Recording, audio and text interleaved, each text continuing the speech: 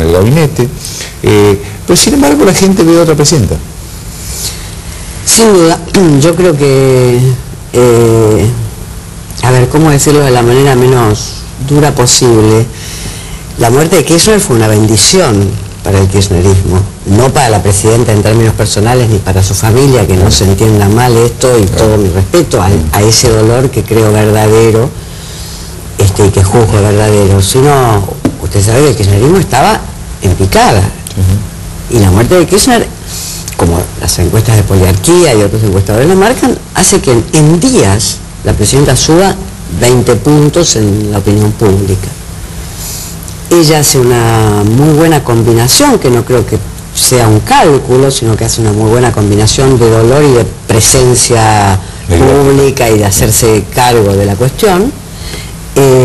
Y por tanto, la solidaridad que despierta la muerte es una solidaridad que ahí sí no es como la política, esa sí que está difundida en la sociedad, arriba, abajo y horizontalmente. La figura de una viuda es una figura que llama a la solidaridad, una viuda con 2 hijos, cuyos hijos no empiezan a disputar herencias, sino por el contrario se reagrupa alrededor de su madre.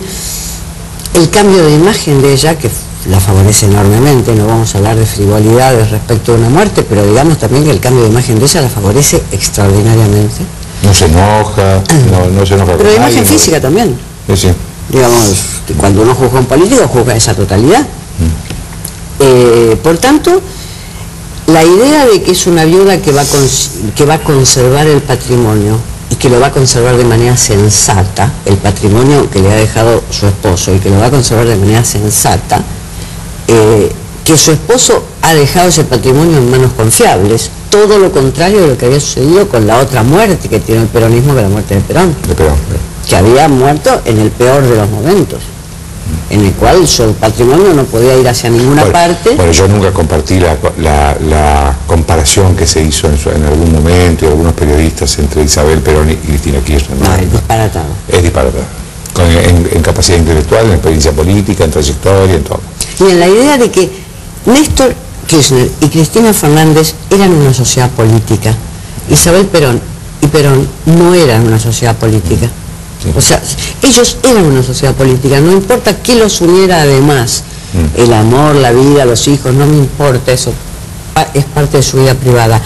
Públicamente, y en lo que hicieron desde Santa Cruz hasta acá, eran una sociedad política fuertísima.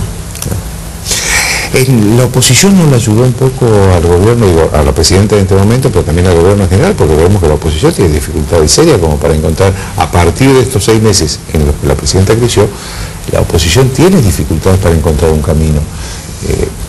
Usted sabe bien que yo pienso que hay oposiciones. Muy bien. No oposición. Sí, pero está bien, pero todas cometieron algún error, ¿no? Porque están llegando con dificultades, ¿no? Bueno, en principio, Carrió, que es una muy buena analista política, no le estoy jugando solamente como política, para ser político se necesita ser un buen analista, no alcanza, pero se necesita ser un buen analista. Chacho Álvarez era un excelente analista político, por ejemplo. Dijo, serénense, no llegan los 10 indiecitos a agosto. Los 10 candidatos de la oposición no llegan. Y en efecto, se empezaron a caer muy rápidamente. Aún los que dicen que todavía están en carrera están caídos. Con todo el respeto que me merece las pretensiones que puede tener el doctor Ugalde, él se piensa en carrera, pero digamos hay un consenso en que no está en carrera. Macri y Solanas bajaron en la misma semana a la ciudad de Buenos Aires. Fue un rally para llegar a la ciudad de Buenos Aires en la misma semana.